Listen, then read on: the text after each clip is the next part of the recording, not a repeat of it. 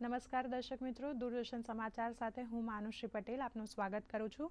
બુલેટિનની શરૂઆત કરીશું મુખ્ય હેડલાઇન્સથી। ઉત્તરથી લઈને દક્ષિણ સુધી પ્રધાનમંત્રી નરેન્દ્ર મોદીનો ઝંઝાવાતી પ્રચાર આજે તમિલનાડુના વેલ્લોર અને મેટ્ટુપલાયમમાં કરશે જનસભા, તો સાંજે મહારાષ્ટ્રના નાગપુરના રામટેકમાં સંબોધન કરશે ચૂંટણી રેલી।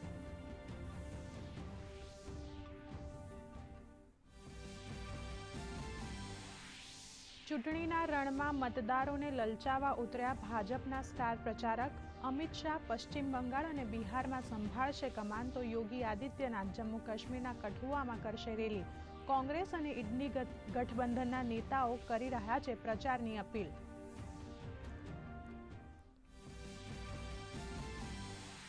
ગુજરાતમાં પણ રાજકીય પ્રચાર તેજ। આજે મુખ્યમંત્રી ભૂપેન્દ્ર પટેલ પોરબંદરમાં જિલ્લા પદાધિકારીઓ સાથે કરશે ચૂંટણીલક્ષી બેઠક, તો ભાજપ પ્રદેશ પ્રમુખ CR પાટીલ અમરેલીમાં જિલ્લા બૂથ પ્રમુખના સંમેલનમાં કરશે સંબોધન, તો આજે કોંગ્રેસ પ્રભારી મુકુલ વાસનિક અમદાવાદમાં પ્રદેશ નેતાઓ સાથે કરશે બેઠક। આજે વિશ્વ હોમિયોપેથી દિવસ। રાષ્ટ્રપતિ દ્રૌપદી મુર્મુ આજે અનુશાસનને સશક્ત બનાવવા અને દક્ષતા વધારવાના વિષય પર હોમિયોપેથી સંગોષ્ઠીનું કરશે ઉદ્ઘાટન।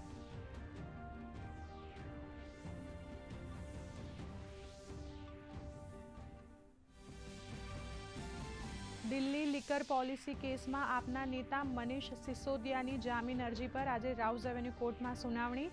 18 એપ્રિલ સુધી ન્યાયિક હિરાસતમાં છે મનીષ સિસોદિયા।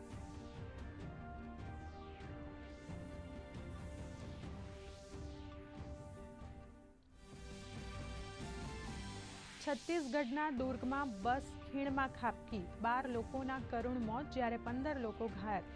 રાષ્ટ્રપતિ દ્રૌપદી મુર્મુ અને પ્રધાનમંત્રી નરેન્દ્ર મોદીએ ઘટના અંગે દુઃખ કર્યું વ્યક્ત, ઈજાગ્રસ્તોના ઝડપથી સ્વસ્થ થવાની કરી પ્રાર્થના।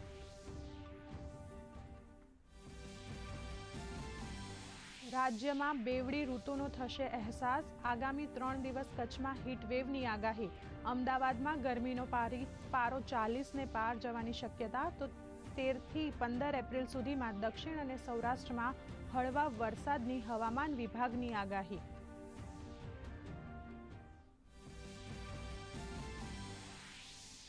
આઈપીએલની રોમાંચક મેચમાં સનરાઇઝર્સ હૈદરાબાદે પંજાબ કિંગ્સને 2 રને હરાવ્યું। મેચમાં છવાયા સનરાઇઝર્સના નીતિશ રેડ્ડી। આજની મેચમાં રાજસ્થાન રોયલ્સની ગુજરાત ટાઇટન્સ સાથે થશે ટક્કર। સમાચાર હવે વિગતવાર જોઈએ। લોકસભાની ચૂંટણી માટે પ્રધાનમંત્રીનો પ્રચાર જોરશોરથી ચાલી રહ્યો છે, ત્યારે પ્રધાનમંત્રી નરેન્દ્ર મોદી તમિલનાડુના 2 દિવસ ચૂંટણી પ્રચારમાં છે। તેઓ આજે તમિલનાડુના વેલ્લોર અને મેટ્ટુપાલયમમાં જનસભા કરશે। વેલ્લોર લોકસભા કેન્દ્ર ચૂંટણીમાં ખૂબ જ મહત્વની ભૂમિકા ભજવી રહ્યું છે। આ ક્ષેત્રમાં ભાજપના કદ્દાવાર ઉમેદવારને કારણે ત્રિકોણીય જંગ જામશે। આ વખતે AIADMKના નેતા અને પૂર્વ સાંસદ AC સંગમ હવે ભારતીય જનતા પાર્ટીના કમળના નિશાન સાથે ચૂંટણી લડશે। તમિલનાડુ બાદ પ્રધાનમંત્રી સાંજે મહારાષ્ટ્રના જિલ્લાના નાગપુરના રામટેકમાં જશે, જ્યાં તેઓ પબ્લિક મીટિંગ કરશે। નિહાળીએ વેલ્લોરથી પ્રધાનમંત્રીનું લાઈવ સંબોધન। தமிழகம் இதற்காக வல்லரசாக மாறுவதிலே தமிழகத்தின் பங்கு மிகப்பெரிய பங்காக இருப்பது எனக்கு பெரிய மகிழ்ச்சி அளிக்கின்றது। விண்வெளி துறையிலே இந்தியாவை முன்னெடுத்துக் கொண்டு செல்வதிலே தமிழகம் மிகப்பெரிய பங்கை வகித்து வந்து கொண்டிருக்கின்றது। உற்பத்தியிலே இந்தியாவை முன்னோக்கி கொண்டு செல்வதிலே தமிழகம் மிக கடுமையாக உழைத்துக் கொண்டிருக்கின்றது பெரியோர்களே। அதே போல தமிழகத்தில் அமைந்திருக்கின்ற ராணுவ பாதுகாப்பு உற்பத்தி மையங்கள், அதன் மூலமாக பாதுகாப்பு துறையிலே உற்பத்தி செய்வதன் மூலமாக தளவாடங்கள் உற்பத்தி செய்வதன் மூலமாக தமிழகத்தை மிகப்பெரிய ஒரு உச்சத்திற்கு கொண்டு செல்லும் என்று நான் மிகவும் நம்பிக்கையோடு இருந்து கொண்டிருக்கின்றேன்। அதே போல தமிழர்களுடைய இளமை திறமை இந்தியாவினுடைய இந்த அருமையான வளர்ந்து வருகின்ற சூழலுக்கு மேலும் வலுவை சேர்க்கின்ற வகையில் அமைந்திருப்பதிலே நான் மகிழ்ச்சி அடைகின்றேன்। साथियों, एनडीए सरकार बेलूर के लोगों की एस्पिरेशंस को ध्यान में रखते हुए काम कर रही है। उड़ान स्कीम के तहत बन रहा बेलूर का एयरपोर्ट जल्द ही पूरा हो जाएगा। इससे बेलूर एयर कनेक्टिविटी के मैप पर आ जाएगा। इससे यहां पढ़ने वाले स्टूडेंट्स को भी बहुत हेल्प होगी। चेन्नई बेंगलुरु इंडस्ट्रियल कॉरिडोर भी बेलूर से होकर गुजर रहा है। इससे यहां की कनेक्टिविटी मॉडर्न होगी। 2014 के बाद से ही एनडीए सरकार ने इस क्षेत्र में रेलवे के विकास के लिए भी बहुत काम किया है।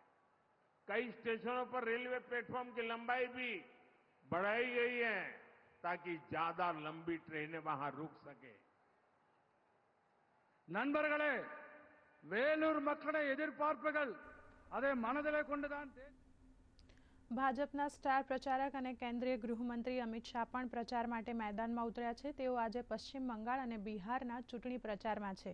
તેઓ આજે સૌથી પહેલા પશ્ચિમ બંગાળના દૌલતપુરમાં જનસભાને સંબોધિત કરશે, ત્યારબાદ બિહાર જશે, જ્યાં તેઓ ઔરંગાબાદ લોકસભા કેન્દ્રના ગુરારૂમાં જનસભાને સંબોધન કરશે. સાથે જ ભાજપના અન્ય દિગ્ગજ નેતાઓ પણ ચૂંટણી પ્રચારમાં વ્યસ્ત બન્યા છે.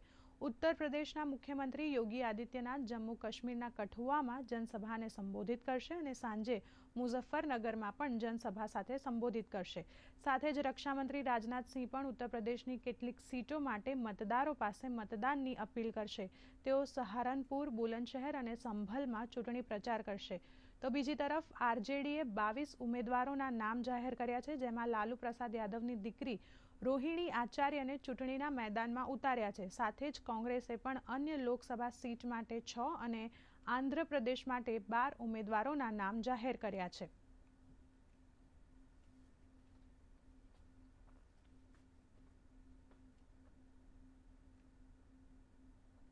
આજે રાષ્ટ્રપતિ દ્રૌપદી મુર્મુ વિશ્વ હોમિયોપેથી દિવસના ઉપલક્ષ્યમાં નવી દિલ્હીના દ્વારકાના યાશોભૂમિ કન્વેન્શન સેન્ટરમાં 2 દિવસીય વૈજ્ઞાનિક સંમેલનનું ઉદ્ઘાટન કરશે. આ સંમેલનને સેન્ટ્રલ કાઉન્સિલ ફોર રિસર્ચ અને હોમિયોપેથી દ્વારા આયોજિત કરવામાં આવ્યું છે.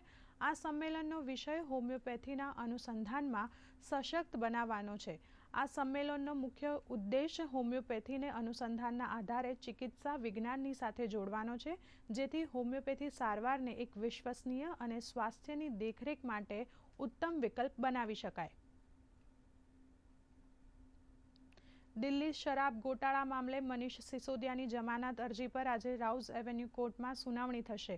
આ પહેલા કોર્ટે દરેક દલીલને સાંભળ્યા બાદ મનીષ સિસોદિયાને ન્યાયિક અટકાયતને 18 એપ્રિલ સુધી વધારવામાં આવી હતી. સિસોદિયા આજે તિહાર જેલથી વિડીયો કોન્ફરન્સિંગ દ્વારા કોર્ટમાં હાજર થશે. સિસોદિયા લીકર પોલિસી કેસમાં 26 ફેબ્રુઆરી 2023થી જેલમાં છે. દારૂના લાયસન્સ લેનારાઓને ફાયદો પહોંચાડવાનો તેમના ઉપર આરોપ હતો. છત્તીસગઢના રાયપુર દુર્ગ રોડ પર કર્મચારીઓથી ભરેલ એક બસ 50 ફૂટ ઊંડી ખીણમાં ખાબકી હતી. આ ઘટનાને પગલે 12 લોકોના મૃત્યુ નિપજ્યા છે અને 15 લોકો ઘાયલ થયા છે, જેમને સારવાર અર્થે રાયપુરની હોસ્પિટલમાં ખસેડવામાં આવ્યા છે. આ દુર્ઘટના સમયે બસમાં 40 લોકો સવાર હતા. છત્તીસગઢમાં થયેલી આ બસ દુર્ઘટના પર પ્રધાનમંત્રી નરેન્દ્ર મોદીએ સોશિયલ મીડિયા એક્સના માધ્યમથી દુઃખ વ્યક્ત કર્યું છે અને ઘાયલ લોકોનું સ્વાસ્થ્ય ઝડપથી સુધરે તેવી પ્રાર્થના કરી હતી. દુર્ગ અકસ્માતમાં પીડિતોને મળ્યા બાદ છત્તીસગઢના ડેપ્યુટી સીએમએ જણાવ્યું હતું કે જે થયું તે દુર્ભાગ્યપૂર્ણ છે. ઘટનાની જાણ થતાં છત્તીસગઢના નાયબ મુખ્યમંત્રી વિજય શર્મા હોસ્પિટલમાં ઘાયલોને મળવા પહોંચ્યા હતા અને ઘટના અંગેની વિગતો મેળવી હતી.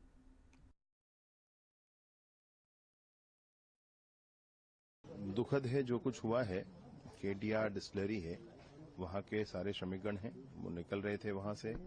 ऐसे स्थान बताया गया कि उसमें रास्ते के दोनों तरफ 20-20 फीट लगभग गड्ढे हैं मुरुम की खदान होने के कारण, और वहीं से बस निकल रही थी. ऐसा करते हुए उनको 10-20 सालों से वो ये कर रहे हैं, लेकिन आज बस स्लिप हो गया और नीचे गिर गई बस. कारण में एक मरीज ने यह भी बताया कि बस की लाइट नहीं जली, इसलिए ऐसा हो गया. अब क्या स्थितियां हैं जांच के बाद स्पष्ट होगी. 12 लोगों की अभी तक डेथ कंफर्म हुई है.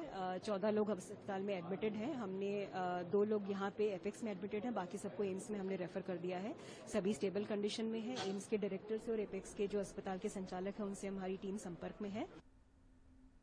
રાજ્યમાં લોકસભાની ચૂંટણીનો પ્રચાર પ્રસાર પૂરજોશમાં ચાલી રહ્યો છે. ભાજપ અને કોંગ્રેસ દ્વારા વિવિધ વિસ્તારોમાં જનસભા અને ડોર ટુ ડોર મતદારોને રીઝવવાના પ્રયાસ થઈ રહ્યા છે। આજે રાજ્યના મુખ્યમંત્રી ભૂપેન્દ્ર પટેલ પોરબંદરની મુલાકાતે છે, જ્યાં જિલ્લાના પદાધિકારીઓ સાથે બૃહદ બેઠક કરશે અને લોકસભાની ચૂંટણીમાં ભાજપના ભવ્ય વિજય થાય તે માટે જરૂરી માર્ગદર્શન આપશે। તો સાથે જ પોરબંદર જિલ્લાના સામાજિક અગ્રણીઓ સાથે પણ સંવાદ કરશે। તો ભાજપ પ્રદેશ પ્રમુખ CR પાટીલ આજે અમરેલી, વડોદરા અને સુરતના પ્રવાસ કરશે। અમરેલીમાં જિલ્લા બુથ સંમેલનને સંબોધન કરશે, જ્યારે બપોરે વડોદરામાં મધ્ય ગુજરાત સોશિયલ મીડિયા મીટમાં ભાગ લેશે અને સાંજે સુરતમાં બિઝનેસ સંગઠનના આગેવાનો સાથેના એક કાર્યક્રમમાં ભાગ લેશે। તો આ તરફ કોંગ્રેસ પ્રભારી મુકુલ વાસનિક આજે અમદાવાદ આવી પહોંચ્યા છે। આજે કોંગ્રેસના પ્રદેશ પ્રમુખ શક્તિસિંહ ગોહિલ સહિત પાર્ટીના દિગ્ગજ નેતાઓ સાથે ગુજરાતની 4 લોકસભાની સીટ પર ઉમેદવારોના નામ અંગે ચર્ચા કરશે। તો બીજી તરફ ગઈકાલે રાજકોટ જિલ્લાના કોંગ્રેસના પદાધિકારીઓ અમરેલીમાં પરેશ ધાનાણીને મળ્યા હતા અને રાજકોટથી રૂપાલા સામે ચૂંટણી લડવા માટે મનાવ્યા હોવાના અહેવાલ છે। ગાંધીનગર લોકસભાની સીટ પર ભારતીય જનતા પાર્ટીના અમિત શાહ ચૂંટણી લડી રહ્યા હોવાથી સમગ્ર ગુજરાતની નજર આ સીટ ઉપર રહેલી છે। તેમને 5 લાખથી પણ વધુ મતોની લીડથી જીતાડવા ગુજરાત ભાજપના સ્ટાર પ્રચારક અને મુખ્યમંત્રી ભૂપેન્દ્ર પટેલ સહિત તમામ કાર્યકર્તાઓ ચૂંટણી પ્રચારમાં વ્યસ્ત બન્યા છે। અમદાવાદમાં વેજલપુર વિધાનસભાના બોડકદેવ વોર્ડના વસ્ત્રાપુર વિસ્તારના 27 બૂથના સોસાયટીના ચેરમેન અને સેક્રેટરી સાથે મુખ્યમંત્રી ભૂપેન્દ્રભાઈ પટેલે સંવાદ કાર્યક્રમ યોજ્યો હતો અને જણાવ્યું હતું કે દેશમાં એક જ ગેરંટી ચાલે છે અને તે છે પ્રધાનમંત્રી નરેન્દ્ર મોદીની। વધુમાં તેમણે ઉમેર્યું હતું કે પ્રધાનમંત્રી નરેન્દ્ર મોદી અને ગૃહમંત્રી અમિત શાહે જનતાને ઘણું બધું આપ્યું છે, ત્યારે હવે આપણે જંગી મતદાનથી અમિતભાઈને ગાંધીનગર લોકસભામાંથી વિજયી બનાવવાના છે। તમારું કયું કામ જે બાકી છે કે ભાઈ તમને એમ લાગે કે આ જો કામ બાકી છે તો એ કામ થાય એવું જ છે। ગુજરાતમાં ભારતીય જનતા પાર્ટીનું શાસન લાંબા સમયથી છે અને જે પણ કામ તમે બતાવેલું તમારી વચમાં રહી અને અમારા કાઉન્સિલર મિત્રોથી માંડીને અમારા સંગઠનના પદાધિકારીથી માંડીને ધારાસભ્યો તમારી વચમાં રહીને એ કામ કરતા રહ્યા છે। સોસાયટીમાં કોઈ એવું કામ બાકી નહીં હોય કે જેમાં તમારે અત્યારે એમ કહેવું પડે કે આ હજુ કામ બાકી છે। 18મી લોકસભાની ચૂંટણીનો માહોલ ગરમાઈ રહ્યો છે, ત્યારે મતદારોને રીઝવવા માટે કોંગ્રેસના પ્રમુખ શક્તિસિંહ ગોહિલ અને બીજેપીના પ્રદેશ અધ્યક્ષ CR પાટીલે વડોદરાની મુલાકાતે આવી પહોંચ્યા હતા। ત્યાં તેમણે કાર્યકર્તાઓને સંબોધીને માર્ગદર્શન આપ્યું હતું। બૂથ સંમેલનમાં પ્રદેશ અધ્યક્ષ CR પાટીલે ઉદ્બોધન કરતા જણાવ્યું હતું કે આપણે ગુજરાત વિધાનસભામાં 156 પર અટક્યા હતા, પરંતુ હવે થોડી વધુ મહેનત કરીને 182 બેઠક જીતવા માટેનો અનુરોધ કર્યો હતો। 1,13,00,000 પ્રાથમિક સદસ્ય છે। પ્રાથમિક સદસ્યનો અર્થ છે કે હું, મારી પત્ની, મારો દીકરો, એની પત્ની બધા જ એક સાથે પ્રાથમિક સદસ્ય બની શકે, પણ પેજ કમિટી સભ્ય ફક્ત એક વ્યક્તિ એક ઘરમાંથી બને। એનો અર્થ છે કે ગુજરાતમાં 74 લાખ ઘરમાં આપણો એક પેજ કમિટીનો સભ્ય, આપણો એક કાર્યકર્તા બેઠો છે। એને ગુણ્યા જે આપણે ખાલી 3 ગણીએ ને તો પણ આપણે 2,22,00,000 મત આપણને મળે। ગુજરાતમાં સૌથી વધુ ચર્ચામાં રહેલા બનાસકાંઠા બેઠકના કોંગ્રેસના ઉમેદવાર ગેનીબેન ઠાકોરે પાલનપુર તાલુકાના ગઢ ગામે જનસભાને સંબોધી હતી। આ પ્રસંગે પાટણ લોકસભા બેઠકના ઉમેદવાર ચંદનજી ઠાકોર, ધારાસભ્ય કિરીટ પટેલ, પૂર્વ ધારાસભ્ય ગુલાબસિંહ રાજપૂત સહિતના કોંગ્રેસી નેતાઓ તેમજ કાર્યકર્તાઓ ઉપસ્થિત રહ્યા હતા। સમર્થકો અને નાગરિકો મોટી સંખ્યામાં પણ ઉપસ્થિત રહ્યા હતા। ગેનીબેન ઠાકોરે સ્થાનિક પ્રશ્નોનું નિરાકરણ લાવવા માટે ખાતરી આપી હતી। ગેનીબહેને જણાવ્યું હતું કે 15 એપ્રિલના રોજ બનાસકાંઠા લોકસભા બેઠક પરથી તેઓ કોંગ્રેસ તરફથી ઉમેદવારી ફોર્મ ભરવાના છે। આ ચૂંટણી એ લોકશાહી ટકાવવા માટેની ચૂંટણી છે અને 2024નું પરિવર્તન ન થયું તો હવે પછી દેશમાં લોકશાહી ટકશે કે કેમ એ દરેક બુદ્ધિજીવીની ચિંતા છે। ત્યારે જે કાંઈ નાના મોટા પ્રશ્નો હોય, આરોગ્યના હોય, શિક્ષણના હોય, ખેડૂતોના હોય, ગઢને તાલુકાનો દરજ્જો મળે, જે સરકાર સામે પોતાના સમાજની લડાઈ લડતા હોય યુવાનો, જે લડાઈ લડવી પડે એમને સમર્થન આપવું પડે, આવા અનેક મુદ્દાઓને અમે ખાતરી આપી છે। કોંગ્રેસ પ્રદેશ પ્રમુખ શક્તિસિંહ ગોહિલની ઉપસ્થિતિમાં વડોદરા કોંગ્રેસ દ્વારા આયોજિત કાર્યકર્તા સંમેલન યોજાઈ ગયું. તેમણે પત્રકારોને જણાવ્યું હતું કે યશપાલસિંહ પઢિયારે ટિકિટ માંગી ન હતી, પરંતુ સ્થાનિકોની માંગણીના કારણે તેમને ટિકિટ આપવામાં આવી છે.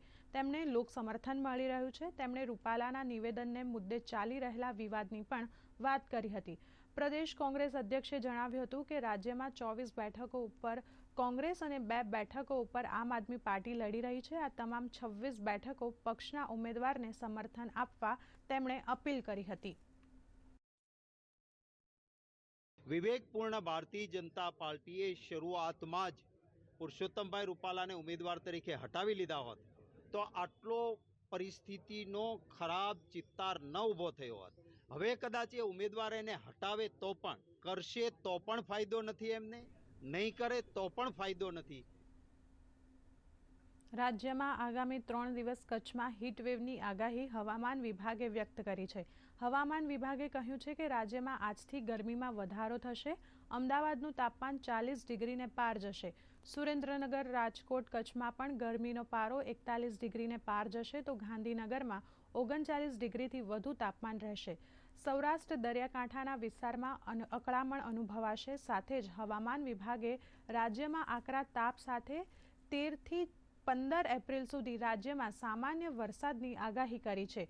13 એપ્રિલે વલસાડ, નવસારી, સુરત, ગીર સોમનાથ તેમજ 14 અને 15 એપ્રિલે છોટાઉદેપુર, દાહોદ, નર્મદા અને ગીર સોમનાથમાં વરસાદની આગાહી કરવામાં આવી છે. મોરબીમાં પાટીદાર સમાજ દ્વારા કાજલ શિંગાળા મામલે સંમેલન યોજવામાં આવ્યું હતું અને સાથે જ રેલીનું આયોજન કરી કલેક્ટરને આવેદનપત્ર પાઠવવામાં આવ્યો હતો. આ મામલે પોલીસ વડા દ્વારા પત્રકાર પરિષદ યોજવામાં આવી હતી અને વિસ્તૃત માહિતી આપવામાં આવી હતી.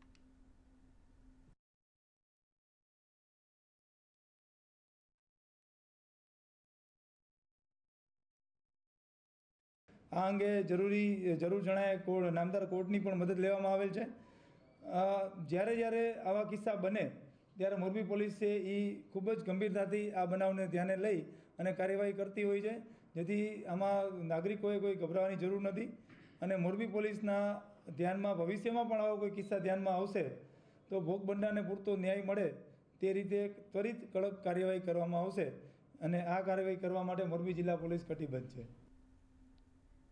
ગુજરાતમાં લોકસભાની 26 બેઠકો પૈકી કોંગ્રેસના કુલ 22 ઉમેદવારો જાહેર થયા છે, જ્યારે બાકીની 4 બેઠક પરના ઉમેદવારના નામ જાહેર થવાના બાકી છે, જેમાં અમદાવાદ પૂર્વ, નવસારી, મહેસાણા અને રાજકોટ બેઠકનો સમાવેશ થાય છે. આજે અમદાવાદની મુલાકાતે આવેલા કોંગ્રેસ પ્રભારી મુકુલ વાસનિકે પત્રકારોને સંબોધતા જણાવ્યું હતું કે ગુજરાતની 4 બેઠકો ઉપર કોંગ્રેસના ઉમેદવાર નક્કી થઈ ચૂક્યા છે. ગમે તે સમયે ઉમેદવારોના નામની જાહેરાત થશે. આવતીકાલથી કોંગ્રેસ ચૂંટણી પ્રચારનો શુભારંભ કરશે. ભાજપ પર પ્રહાર કરતા વાસનિકે જણાવ્યું હતું કે ભાજપ કોંગ્રેસના નેતાઓને ડરાવીને પોતાની પાર્ટીમાં સામેલ કરી રહ્યું છે. ભાજપે પોતાના પર ભરોસો નથી રહ્યો.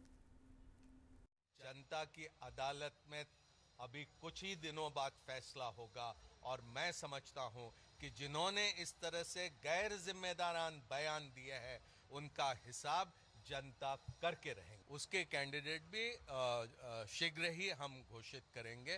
जैसा मैंने कहा, सिर्फ लोकसभा नहीं तो जो उपचुनाव भी हो रहे हैं उसके भी कैंडिडेट्स हमने लगभग तय कर लिए. किसी भी समय हम उसकी घोषणा कर लेंगे. પ્રથમ જ્યોતિર્લિંગ સોમનાથ તીર્થમાં ભગવાન શ્રી કૃષ્ણના નિજધામ ગમનના દિવસની ભક્તિભાવપૂર્વક આધ્યાત્મિક ઉજવણી કરવામાં આવી હતી. તેમજ શ્રી કૃષ્ણ ચરણ પાદુકા પૂજન, ગૌપૂજન, ધ્વજા, વૃક્ષારોપણ પૂજન, ગીતાપાઠ, વિષ્ણુ યોગ, સમૂહ આરતી, બ્રહ્મભોજન સહિતના સાંસ્કૃતિક કાર્યક્રમ પણ યોજાયા હતા. સોમનાથ પ્રોમેનેડ વોકવેથી લઈ શ્રીરામ મંદિર સુધી ઢોલ શરણાઈના નાદ સાથે કળા યાત્રા નીકળી હતી, જેમાં 365થી વધુ કલાકારોએ કલાના વિવિધ સ્વરૂપોથી શ્રી હરિકૃષ્ણ અને સોમનાથ મહાદેવની કલા સાધના કરી હતી. સૂર્યાસ્તથી શરૂ થયેલી આ કલા સાધના સૂર્યોદય સુધી અવિરત ચાલી હતી. વહેલી સવારે સૂર્યના પહેલા કિરણના વધામણા કરવામાં આવ્યા હતા. ઉજવવામાં આવે છે. ખાસ કરીને આ ઉત્સવમાં સવારે 8:30 વાગે પ્રથમ ધજા ચડાવી અને ઉત્સવની શરૂઆત કરવામાં આવી હતી. સોમનાથ પાઠશાળાના બાળકો તથા યુનિવર્સિટીના સોમનાથ સંસ્કૃત યુનિવર્સિટીના વિદ્યાર્થીઓ દ્વારા ગીતાજીના પાઠ કરવામાં આવ્યા હતા. અમદાવાદ સિવિલ હોસ્પિટલમાં 149મું અંગદાન થયું છે. ધંધુકાના વતની અને અમદાવાદના વિરાટનગરમાં રહેતા રાજુભાઈ પરમાર બ્રેન ડેડ થતાં પરિવારજનોએ અંગદાનનો નિર્ણય લઈને પરોપકારનો ચીલો ચાતર્યો હતો. 1 લીવર, 2 કિડની, 2 આંખોનું દાન મળ્યું છે. અન્ય દર્દીઓનું જીવન બચાવવામાં મદદ મળશે. કિડની હોસ્પિટલ તેમજ કોર્નિયા આંખની હોસ્પિટલમાં દાખલ દર્દીઓમાં પ્રત્યારોપણ કરવામાં આવશે. નોંધપાત્ર બાબત એ છે કે પરિવારજનોએ તેમજ સ્કિનનું દાન પણ કરવા માટેનો નિર્ણય લીધો હતો.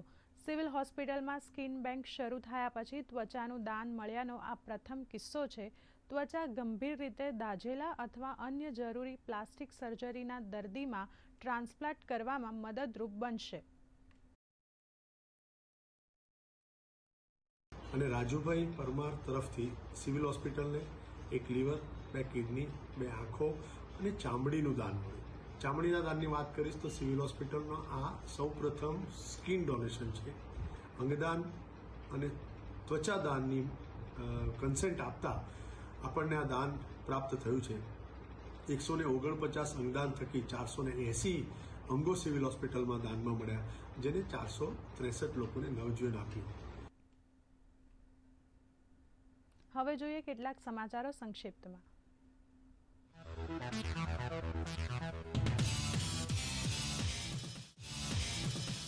મહારાષ્ટ્રમાં મહાવિકાસ અઘાડીમાં બેઠકની ફાળવણીનું કોકડું ઉકેલાયું. મહારાષ્ટ્રની 48 બેઠકોમાંથી ઉદ્ધવ ઠાકરેની શિવસેનાને 21 બેઠકો, કોંગ્રેસ 17 બેઠકો અને શરદ પવારની રાષ્ટ્રવાદી કોંગ્રેસ 10 બેઠકો ઉપર લડશે ચૂંટણી.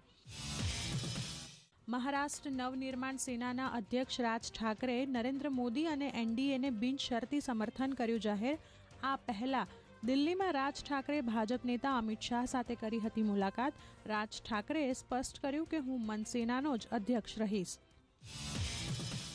શરદ પવારની રાષ્ટ્રવાદી કોંગ્રેસ પાર્ટીએ લોકસભા ચૂંટણી માટે મહારાષ્ટ્રની 9 સીટ માટે ઉમેદવારોની ત્રીજી યાદી કરી જાહેર. સુપ્રિયા સુલે બારામતીથી, શશિકાંત શિંદે સતારાથી લડશે ચૂંટણી. કુલ 9 ઉમેદવારોની યાદી જાહેર.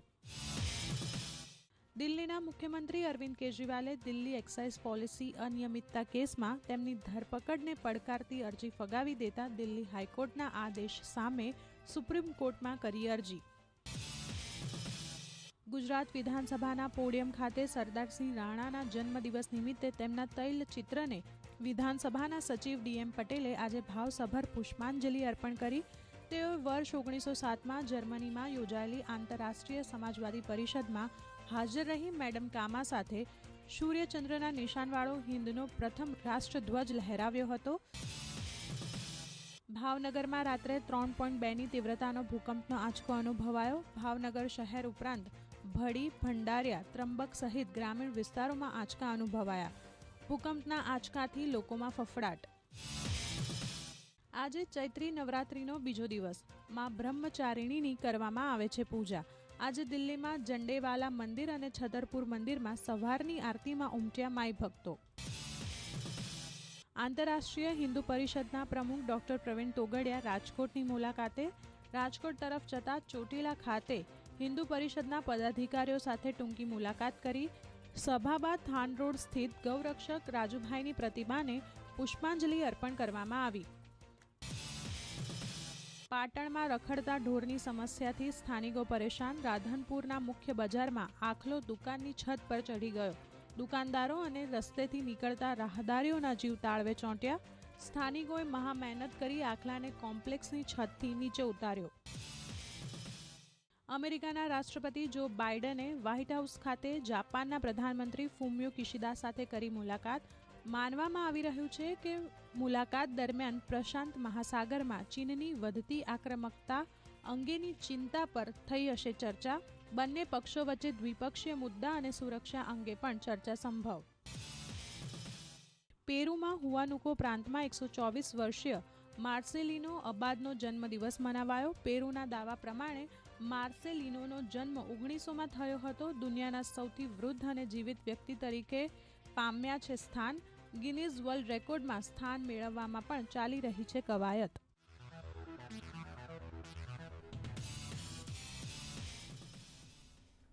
ભારતીય શેર બજારમાં સતત તેજીની ચાલ જોવા મળી રહી છે. આજે સેન્સેક્સ વધારા સાથે 74,900 અને નિફ્ટી વધારા સાથે 22,700 આસપાસ કારોબાર કરી રહ્યા છે.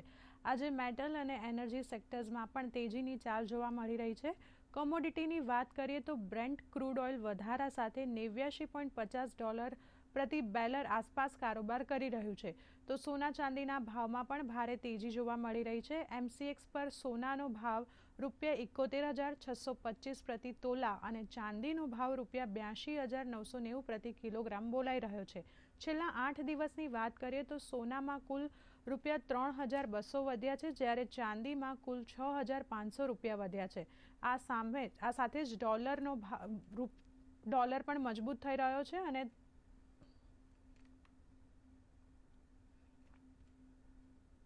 સનરાઇઝર્સ હૈદરાબાદે IPL 2024માં તેમની ત્રીજી જીત હાંસલ કરી છે.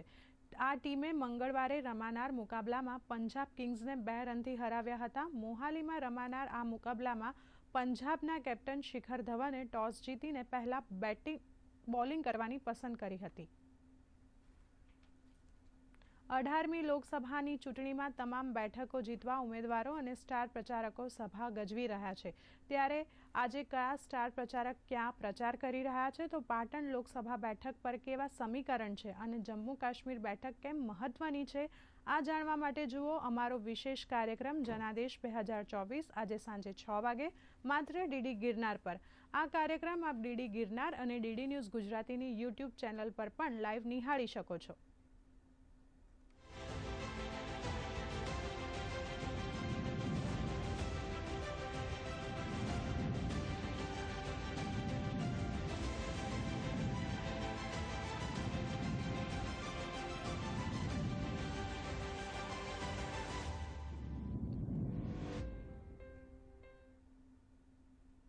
આ સાથે જ સમાચાર અહીં સમાપ્ત થાય છે. નમસ્કાર.